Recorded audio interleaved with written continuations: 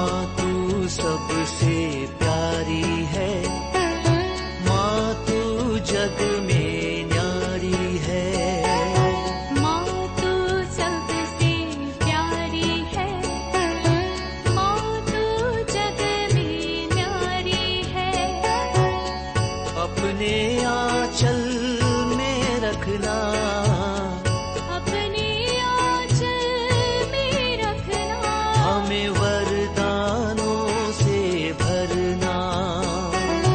माँ तू सबसे प्यारी है, माँ तू जग में न्यारी है। माँ तू सबसे प्यारी है, माँ तू जग में न्यारी है। Mr. Rajan Samuel, a great missionary in Hindi heartland, first class with distinction.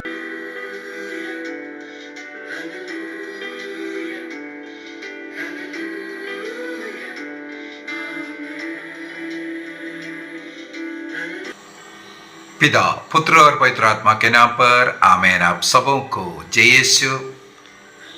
हम लोग आज प्रेरित चरित्र अध्याय 5 से सीखना शुरू करेंगे। अभी तक हम लोग प्रेरित चरित्र का इंट्रोडक्शन और प्रेरित चरित्र को किस प्रकार विभाजित किया जाता है और अध्याय 1 से लेकर के 4 तक बीती क्लास में हम लोगों ने सीखा था। आज 5 से आगे हम लोग सीखना शुरू करेंगे। हमें मालूम है अध्याय 5 अननियस और सफीरा के विषय में बता कर शुरू कर रहा है। अध्याय 4 में हम लोगों ने देखा कलीसिया, 4 विशेषताएं कलीसिया का, जो आदिम कलीसिया का हम लोगों को अध्याय 4 में देखने के लिए मिला। वो एक हृदय था, एकजुट, प्रभु के साथ वो एक बनकर कर रहा है। वो एकता आदिम कलीसिया में देखने के लिए मिला। उस एकता में एक हृदय होकर के दूसरा काम लोग प्रार्थना में रहता था। तीसरा काम है वो प्रभु भोज मनाता था। चौथा वो प्रेरितों का जो वचन जो सुनाता है उसको ध्यान से सुनता था और सीखता था और उसका पालन करता था। इस प्रकार का एक आदिम कलीसिया का रूप अब तक हम लोगों ने देखा। अब हम लोगों ने इससे पूर्व में भी कई बार सीख चुका है कि आदिम कलीसिया में एक विचार था, क्योंकि स्वर्गदूत जब ईसा मसीह का स्वर्गारोहण हुआ, स्वर्गदूत ने कहा जिस प्रकार तुम लोगों ने देखा वो स्वर्ग में गया उसी प्रकार वो जल्दी आने वाला है। और संत पौलुस के स्टार्टिंग में जितने भी टीचिंग हैं इसमें भी हम लोगों को यही पढ़ने के लिए मिलता है कि यीशु मसीह अभी जल्दी आने वाला है। इसलिए उन लोगों ने अपने अपना प्रॉपर्टी भेजना और वो पैसा ला करके सबों के लिए एक हृदय होकर के एक झुंड होकर के उन लोग रह रहा है।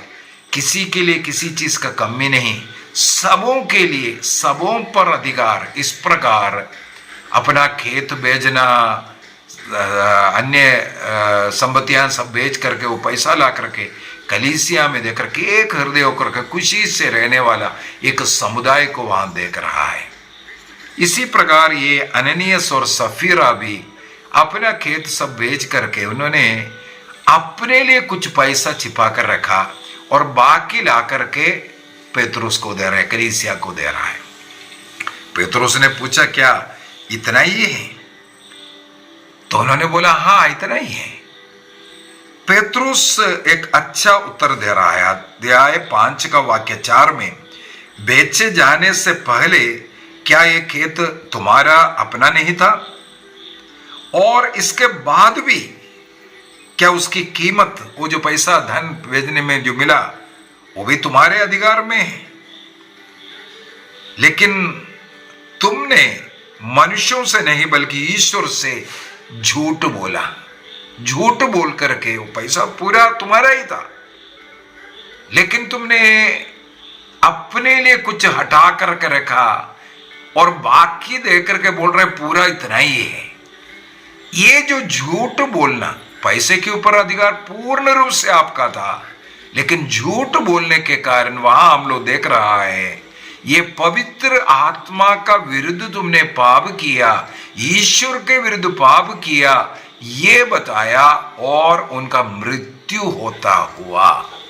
कई बार मन में यही सवाल उठता है, एक झूठ बोलने में ये मृत्यु, ईश्वर इतना कठोर है क्या? क्या संदेश इससे देना चाहते हैं? इससे अगर और देखेंगे, उसी क्षण उसको नवयुवकों ने लेकर के दफना दिया। करीब 3 घंटे के बाद उनकी पत्नी सफीरा वहां आ रही है, उनसे भी पेतरुस ने यही सवाल किया, बोला हाँ इतना ही है, ये पति पत्नी मिलकर के ही पैसा छिपाया था। अभी उसी दंड उसको भी मिलता हुआ सफीरा भी वहां पर मरता हुआ हम लोग देख रहा है। क्या कारण है? 1-2 कारण हम यहां पर ये निकाल सकता है। एक, संपत्ति आपका है, लेकिन उसके ऊपर झूठ बोलने की जरूरत नहीं है। ईश्वर से कुछ भी आप छिपा नहीं सकता है, चाहे अपना पाप हो, चाहे कोई भी बात हो। ईश्वर से कुछ भी छिपा नहीं सकता, ईश्वर सब कुछ देखता है। ये घटना सबसे पहले यही हमें बता करके दे रहा है, हम चाहे कुछ भी ईश्वर के सामने से, मनुष्यों से तो मनुष्य को तो बुद्ध बना सकता है, लेकिन ईश्वर को कभी बुद्धू नहीं बना सकता है, कुछ छिपा नहीं सकता है। वो बहुत बड़ा पाप है। दूसरी बात, यदि हम वाक्य 11 को पढ़े, ये कलीसिया के लिए भी इसके द्वारा एक संदेश पहुंचा रहा है। वहां पर लिखा है, सारी कलीसिया पर और जितने लोगों ने इन बातों की चर्चा सुनी, उन सबों पर बड़ा भय छा गया। उन सबों पर बड़ा भय छा गया। ये भय ईश्वर के प्रति उनका भक्ति से निकलने वाला भय होना चाहिए। एक आधा उदाहरण और बोलकर देना चाहूंगा। यदि हम मार्कुस का सुसमाचार अध्याय 4 उसका वाक्य, आखिरी वाक्य, मार्कुस का सुसमाचार अध्याय 4 वाक्य 41 वहां पर लिखा है, ईसा मसीह आंधी को शांत किया।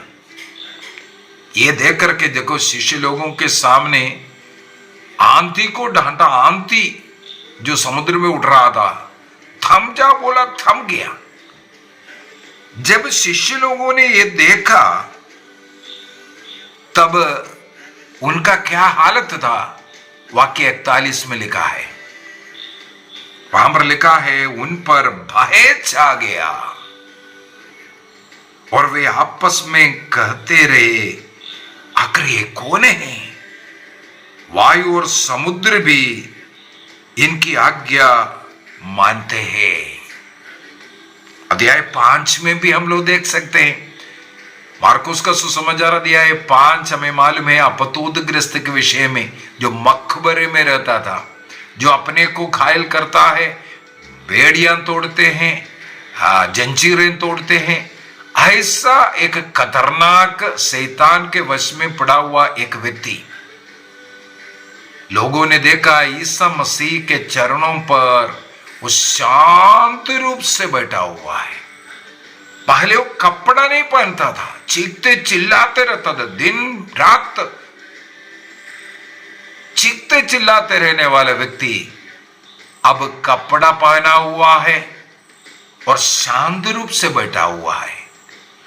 ये देख करके वाक्य 15 में लिखा है, वे ईसा के पास आए, उस गांव के लोग ईसा के पास आए और यह देखकर भयभीत हो गए कि वह अपदूतग्रस्त, जिसमें पहले अपदूतों की सेना थी, कपड़े पहने शांत भाव से बैठा हुआ था।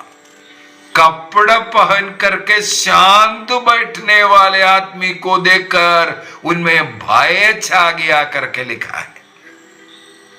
अर्थात ईसा मसीह को ईश्वर के रूप में सर्वशक्तिमान ईश्वर है, और यही पुराने विधान में लिखने वाला वो नबी जो आने वाला जो मसीह वो है, ये जान करके उनके अंदर वो भय छा रहा है। शिष्य लोग ईसा मसीह उड़ करके आंधी को डांटा और आंधी थम गया, ये देख करके शिष्यों के हृदय में वो भय छा गया। अभी वहां पर लिखा हुआ है, अननियस और सफीरा गलत काम किया, झूठ बोला और इसका दंड उनको मृत्यु के रूप में मिला। ये सुन करके कलीसिया पर भय छा गया। ये भय वो जो डर नहीं है,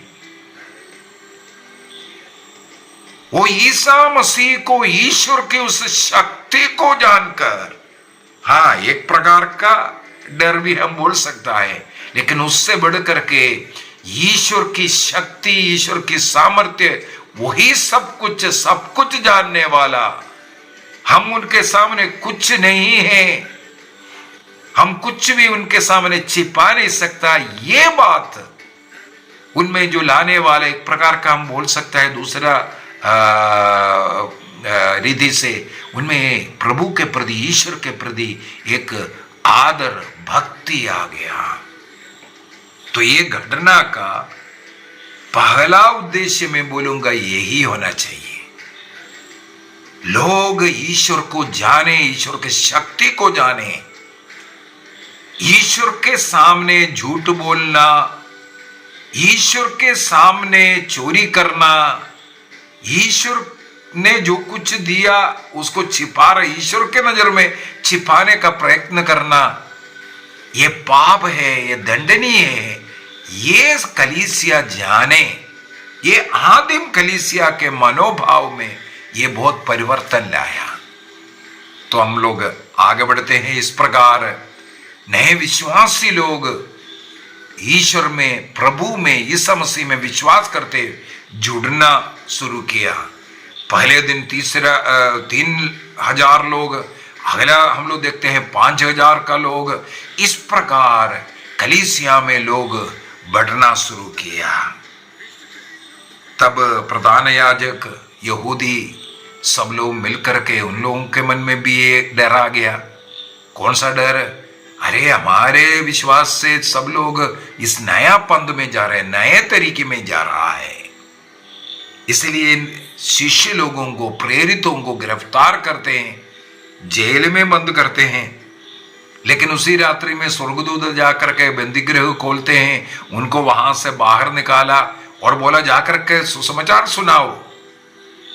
अगले सुबह मंदिर में उन लोग सुसमाचार सुनाना शुरू किया। यही कार्य करता हुआ मिला और उन्हें पकड़ करके पहले तो मना किया, अभी ईसा का नाम तक नहीं लेना बोल करके। तब वहां पर शिष्य लोग उनसे एक सवाल करते हैं, अध्याय 5 का वाक्य 29 में। इस पर पेतरुस और अन्य प्रेरितों ने यह उत्तर दिया, मनुष्यों की अपेक्षा ईश्वर की आज्ञा का पालन करना कहीं अधिक उचित है। मनुष्य बोलेगा, तुम लोग बोलेगा, हम लोग प्रभु का नाम नहीं लेना, प्रभु का प्रचार नहीं करना, लेकिन मनुष्यों का, राजा के आदेश से बढ़ करके ईश्वर का आदेश मानना उचित है करके। अध्याय 4 के अंदर भी हम लोगों ने सीखा था, जब उन लोगों को गिरफ्तार किया, उनको बोला नहीं, तब वहां पर भी अध्याय 4 का वाक्य 19 में हम लोग पढ़ते हैं, इस पर पेतरुस और यूहन्ना ने उन्हें उत्तर दिया, आप लोग स्वयं निर्णय करें, क्या ईश्वर की दृष्टि में यह उचित होगा कि हम ईश्वर की नहीं बल्कि आप लोगों की बात माने, क्योंकि हमने जो देखा और सुना है उसके विषय में नहीं बोलना हमारे लिए संभव नहीं है।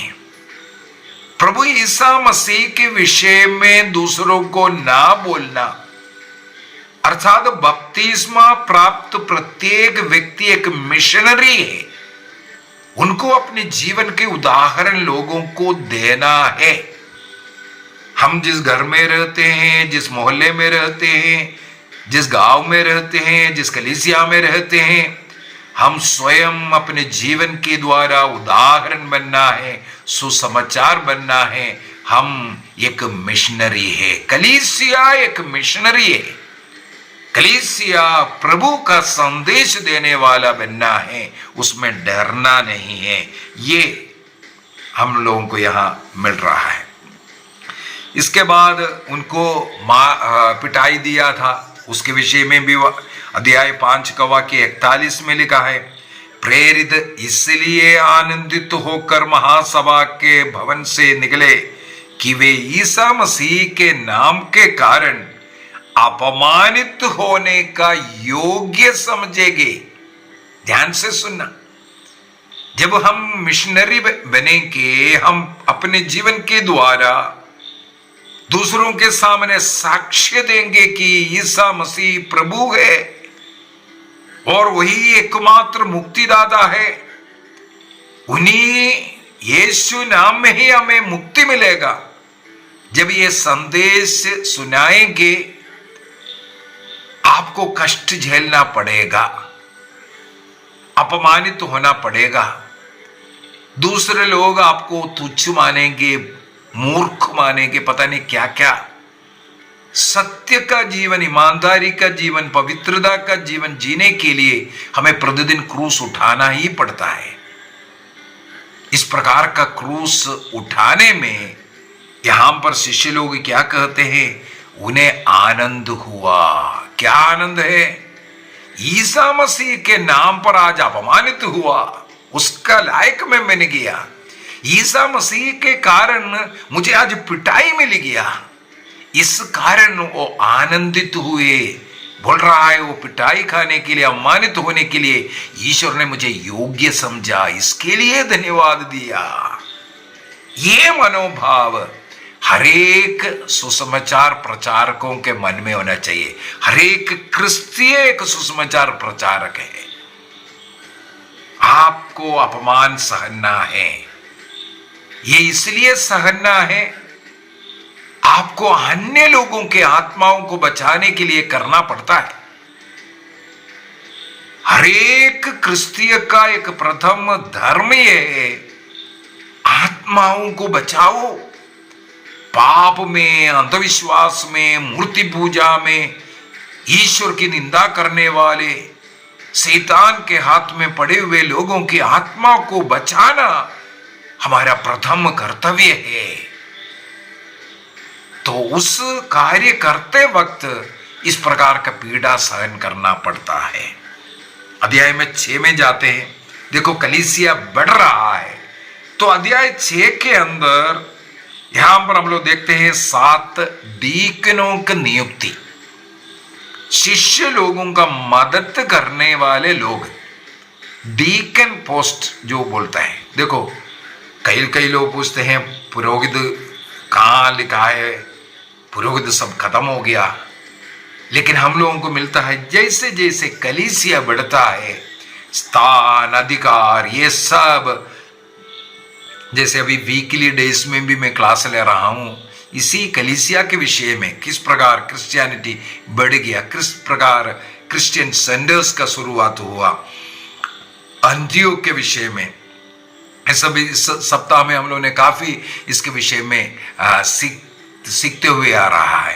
तो कलीसिया यूं ही बढ़ रहा है। उस समय पर जरूरत के अनुसार वहां पर नया नया पोस्ट, नया नया काम सब लेकर के आया, क्योंकि आत्माओं को बचाना है। ये जो क्रिस्त में विश्वास करने वालों को आगे शिक्षा देते रहना है, उनका आध्यात्मिक और भौतिक की बातों को भी देखना जरूरी था। तो उस कार्य के लिए यहाँ पर हम लोग देखते हैं 7 डीकनों को चुनने का। वो भी कैसे हैं? पवित्र आत्मा से भरा हुआ समर्पित लोग होना चाहिए। चाहे जो रोटी का कार्य, खाने पीने का कार्य देखने के लिए नियुक्त कर रहा है, वो भी पवित्र आत्मा से संचालित होना चाहिए। हमारे चर्च के अंदर चाहे पारिश काउंसिल हो या अन्य कुछ जो महिला मंडल है, कई ऐसा सेवा करने वाला जगह है, वहां पर कई लोग पोस्ट के लिए तड़पता है, लेकिन वहां जो पोस्ट मिल रहा है, उदाहरण के लिए जो पारिश काउंसिल है, पारिश काउंसिल का मेंबर्स कैसे होना चाहिए? क्योंकि कलीसिया की सेवा, प्रभु की सेवा कर रहा है, उनका जीवन उदाहरण होना चाहिए। वो दारू पी करके या अन्य पाप के बंधन में पड़े हुए लोग इस प्रकार का काउंसिल में रहेगा, वहां पर भी वो सत्यानाश करेगा। यहां पर हम लोग देख रहे हैं इसी प्रकार जिनको भी चुनता है उनका क्या योग्यता होना चाहिए। तो वहां पर उन लोग निर्णय करते हैं वाक्य 3 को, आप लोग अपने बीच से पवित्र आत्मा से परिपूर्ण 7 बुद्धिमान तथा ईमानदार व्यक्तियों की चुनाव कीजिए। पवित्र आत्मा से संचालित, पवित्र आत्मा से भरा हुआ व्यक्ति होना चाहिए, वो बुद्धिमान व्यक्ति होना चाहिए और ईमानदार व्यक्ति होना चाहिए। ऐसे व्यक्ति कलीसिया की सेवा करने के लिए आगे बढ़ना है। चाहे हमारे कलीसिया में किसी भी प्रकार का एक छोटा सा भी नियुक्ति हो रहा है, उसके लिए इस प्रकार के लोग होना चाहिए ताकि हमारे कलीसिया में कोई दोष कोई दे करके ना लगाए। आगे बढ़ते हैं। उनमें से एक था स्टेफानुस। इन 7 उनको एक्चुअली भौतिक कामों को देखने के लिए दिया था। डीकन्स पुरोहितों का मदद करने वाला है, विशेषकर जो भौतिक कामों में मदद करने के लिए इनको चुना था।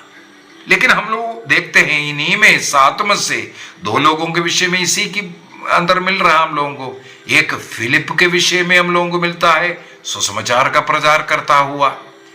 इसके बाद स्टेफानुस के विषय में, स्टेफानुस कलीसिया का पहला शहीद है जिसे भौतिकी कामों के लिए चुना था, डीकन बनाया था, लेकिन वो भी बहुत ही सुंदर तरीके से प्रभु का साक्षी बनकर के लास्ट में मरता हुआ। अध्याय 6 में ही स्टेफानुस का एक बहुत अच्छा प्रीचिंग हम लोगों को सुनने के लिए मिलता है। और अध्याय 7 के अंदर वो प्रीचिंग, और आखिरी में जाकर के स्टेफानुस के शहादत के विषय में वाक्य 55 से। स्टेफानुस को पौलुस ने कुरिन्थियों का पहला पत्र अध्याय 1 के अंदर हम लोगों को पढ़ने के लिए मिलता है। संत पौलुस कहते हैं मैंने स्टेफानुस के परिवार को बपतिस्मा दिया था। देखो, बपतिस्मा स्टेफानुस के परिवार को पौलुस ने दिया। वही स्टेफानुस प्रभु का साक्षी बनकर के, मिशनरी बनकर के जब कार्य करने लगा, और सबसे पहला शहादत उन्हीं का हुआ।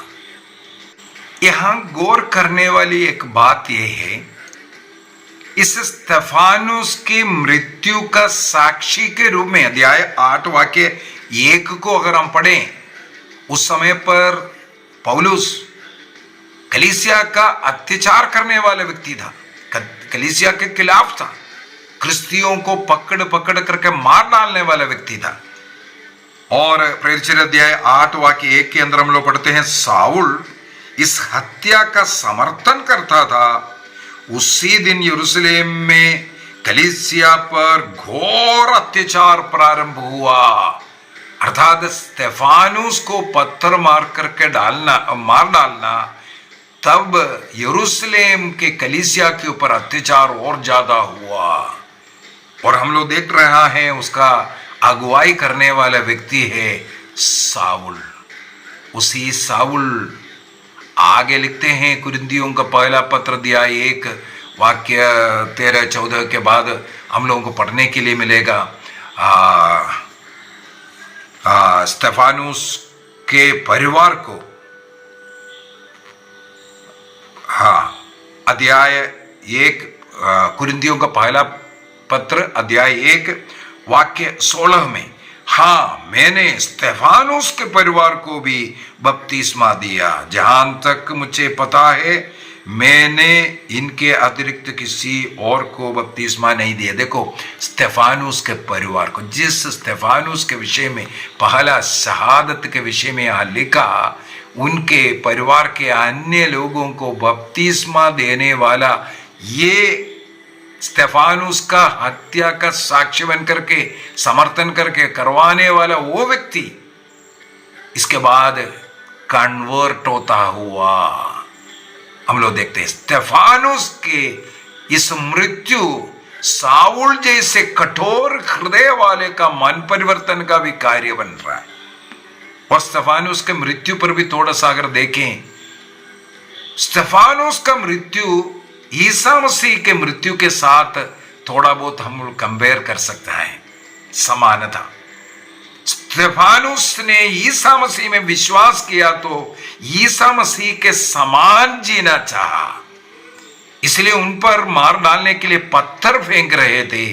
स्तेफानुस उस समय पर घुटना टेकर जो पत्थर मार रहा था उनके लिए प्रार्थना किया, जैसे ईसा मसीह क्रूस पर उन पीड़ा देने वालों के लिए प्रार्थना किया, अपमान करने वालों के लिए प्रार्थना किया।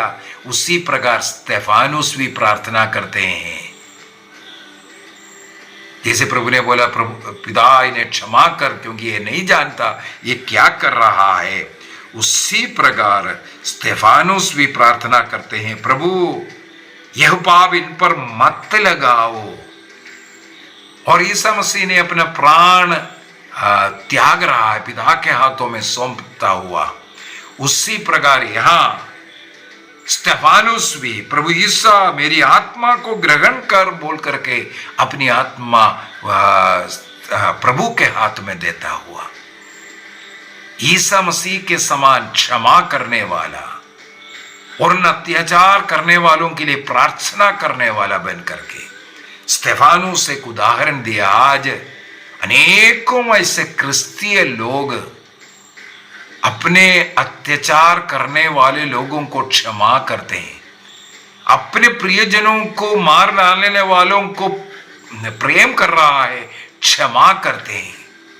इस प्रकार का उदाहरण प्रभु ईसा मसीह से, जब ईसा मसीह के रास्ते में चलकर मसीह के समान जीना शुरू करते हैं, ऐसे कार्य करना शुरू करते हैं। अध्याय 8 में इसके बाद हम लोग, अभी स्तेफानुस पहले एक शहादत तो हो गया, वो एक डीकन था। अभी दूसरे डीकन के विषय में अध्याय 8 में लिखा हुआ है, फिलिप के विषय में। फिलिप के द्वारा उस खोजे को बपतिस्मा देने के विषय में सब हम लोगों को अध्याय 8 के अंदर मिलेगा। अध्याय 9 में साउल के मन परिवर्तन, वो भी आप लोग अनेकों बार सुन चुका होगा, किस प्रकार साउल का मन परिवर्तन हुआ। एक गलत शिक्षाएं कई बार सुनने के लिए मिलता है। ये जो अध्याय 9 में प्रभु का जो मुलाकात साउल का यीशु से हुआ, इसके बाद ये कठोर पाप करने वाला, क्रिश्चियों पर अत्याचार करने वाला साउल मन परिवर्तन करके वो पौलुस बना करके, साउल पौलुस नहीं बनाए। फिर से मैं बोल रहा हूं, साउल पौलुस नहीं बनाए। ये दोनों नाम उनका है। साउल नाम क्योंकि वो एक इब्रानी है, उनके खतना करते हुए 8वां दिन उनको दिया हुआ नाम है साउल नाम। एक यहूदी को 8वां दिन, जन्म के 8वां दिन खतना होता है, उस खतना कर उनका नामकरण होता है, वो नाम उनको मिला है साउल नाम।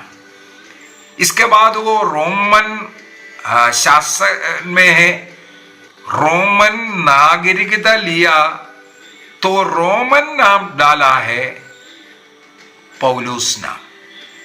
पॉल नाम और रोमा साम्राज्य का नाम है। ये मन परिवर्तन के समय पर मिला हुआ नाम नहीं है, ये दोनों नाम साउल को था, साउल और पौलुस। यदि उसको भी हम लोग देखना है, अध्याय 13 के बाद जब यरूशलेम से बाहर निकल करके, अंत्योकिया से बाहर निकल करके संसार के कोने तक जो सुसमाचार, जो मिशन जर्नी जब शुरू किया, तब से उनका नाम साउल से पौलुस बना है। लिखना शुरू किया, बना नहीं, लिखना शुरू किया। कहाँ है? अध्याय 13 का वाक्य 9 में ऐसा लिखा है, किंतु साउल ने, जो पौलुस भी कहलाता था, पवित्र आत्मा से परिपूर्ण होकर उस पर दृष्टि डाली और कहा, तू शैतान का बच्चा, धूर्तता और कपट से कुट कर भरा हुआ है। ये जो शब्द, ये किसने लिखा? लूकस ने लिखा। लूकस ने जब संत पौलुस यरूशलेम और अंतियोक के बाहर सुसमाचार का मिशन कार्य जब शुरू किया, जो निकला, तब ये रोमन सिटीजन है।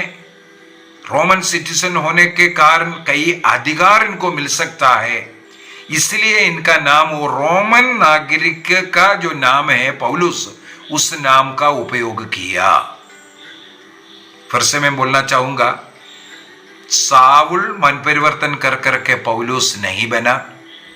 ये दोनों नाम साउल का था। साउल नाम जो उनको मिला वो एक यहूदी है, उनके खतना के समय पर डाला हुआ नाम साउल है। और ये रोमन नागरिकता जब लिया तब इनको मिला हुआ नाम है पॉल, पौलुस। और ये नाम बाइबल के अंदर प्रेरित अध्याय 13 वाक्य 9 के बाद वहां पर उस पहले इंट्रोडक्शन किया। लिखने वाला लूकस ने सबसे पहले बोला, किंतु साउल जो पौलुस कहलाता था, इसके बाद सब साउल शब्द को छोड़ करके पौलुस शब्द लिखा, क्योंकि वो रोमन नागरिक होने के कारण उनको कुछ फायदा मिलता है, इसी कारण वो नाम आगे लिखा है। तो मेरे विचार में वो आप लोगों को ये बात समझ गया होगा। और अध्याय 9 के अंदर किस प्रकार ईसा मसीह के द्वारा इस साउल का बुलावा, वो 3 दिन के लिए अंधा बन जाता है। इसके बाद अननियस नाम के एक व्यक्ति को प्रभु चुनते हैं, उनके पास भेजते हैं, उनके लिए प्रार्थना करते हैं, उनका अंधापन दूर हुआ, उन्हें बपतिस्मा देते हैं। और इसके बाद साउल अपना सुसमाचार, प्रभु का साक्ष्य देना उसी दमिश्क में ही शुरू किया, सभागृह में सब जाना। लेकिन इसके बाद उनके ऊपर अत्याचार शुरू किया तो वो थोड़ा सा वहां से गया। बाद में हम लोग देख सकते हैं यरूशलेम में उनका आगमन हुआ और बरनबस साउल को शिष्यों के सामने इंट्रोडक्शन करके दे रहा है। साउल और बरनबस दोनों मिलकर के ही फर्स्ट मिशनरी जर्नी किया था। सेकंड मिशनरी जर्नी में उनके आपस में थोड़ा अनबन हुआ मार्कुस के कारण। इसके बाद उन लोग अलग अलग करना शुरू किया मिशन कार्य, ये सब हमें मालूम है। तो शिष्यों के पास में ये साउल को लेके आने वाला व्यक्ति है बरनबस, और शिष्यों से जुड़ करके ही साउल ने जो कुछ कार्य किया हमें मालूम है। मिशन जर्नी के बाद वो फिर वापस यरूशलेम आते या अंताकिया आता था, रिपोर्ट देता था।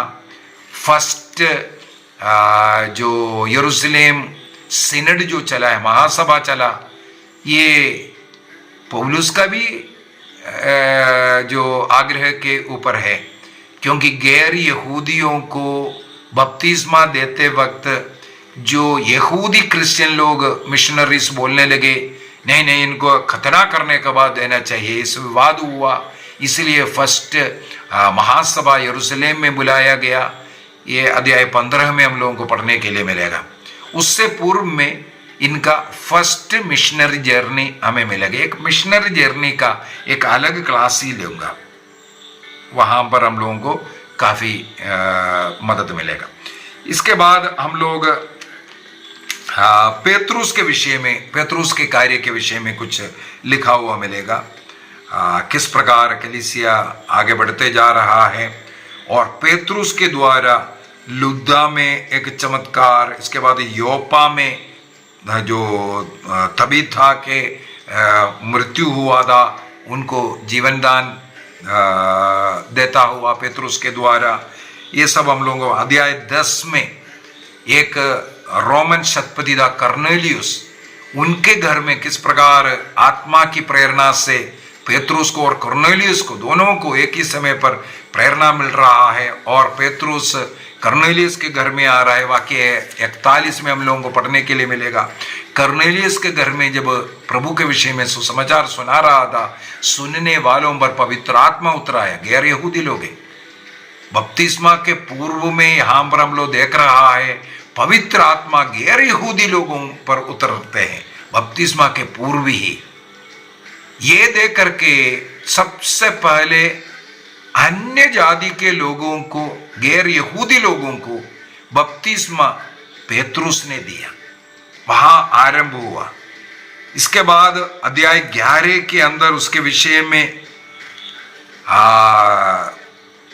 स्पष्टीकरण दे रहा है, क्यों अन्य जाति के लोगों को भी बपतिस्मा देना चाहिए। जो आत्मा बपतिस्मा में हमें मिला, उन लोगों को यदि वचन सुनकर के मिल रहा है तो ईश्वर ने उन्हें चुना है, उनको भी बपतिस्मा देना है।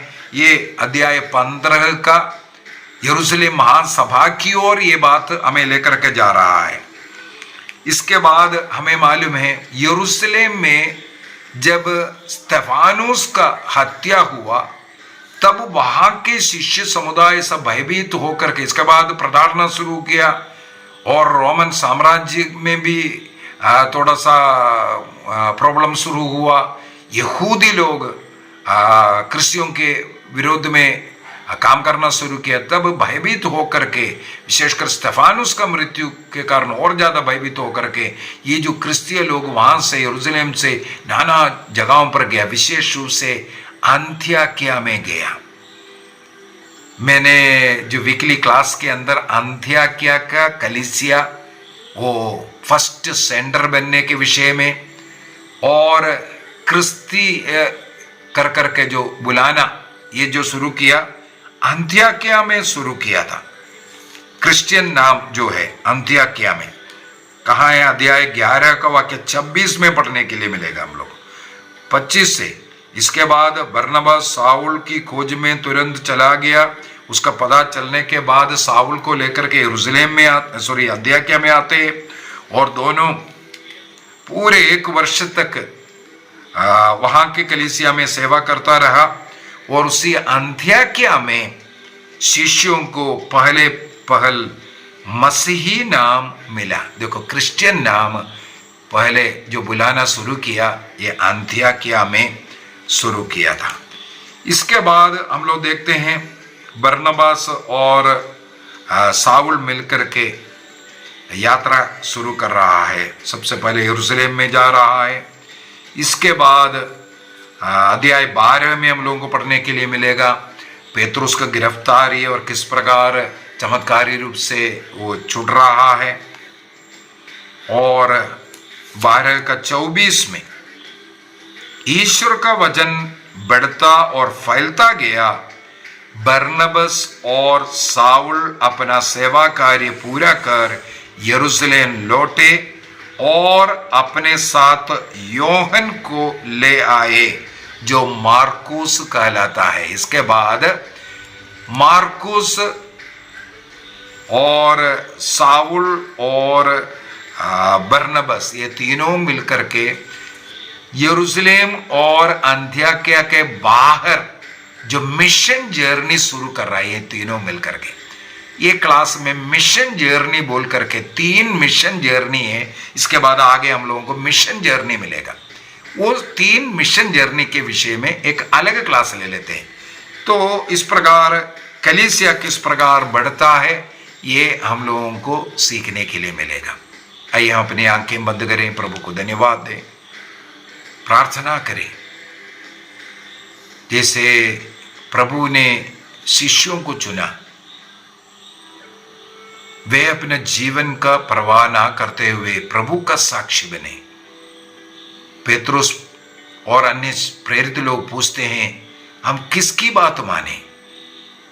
प्रभु में हमने जो देखा है, हमने जो अनुभव किया है, हमने जो सुना है, वो दूसरों को बताना है। उसके द्वारा, ये बताने के द्वारा उनके आत्मा को बचाने का कार्य प्रभु ने हमें दिया है। इसका मतलब हम लोगों के एक मिशनरी बनकर के रहना है। एक मिशनरी, अपने घर में एक मिशनरी, अपने गांव में एक मिशनरी, अपने कलीसिया में एक मिशनरी, अपने जीवन का उदाहरण अन्य लोगों को देना है। अन्य लोगों को क्रिस्त की ओर इस प्रकार उनके आत्मा को बचाना है। एक ही लक्ष्य, सबों की आत्मा को बचाना। अंधविश्वास से, मूर्ति पूजा से, ईश निंदा के कार्यों से लोगों को बचाना है। सृष्टि वस्तुओं की पूजा से सृष्टिकर्ता की पूजा की ओर लेकर के जाना है।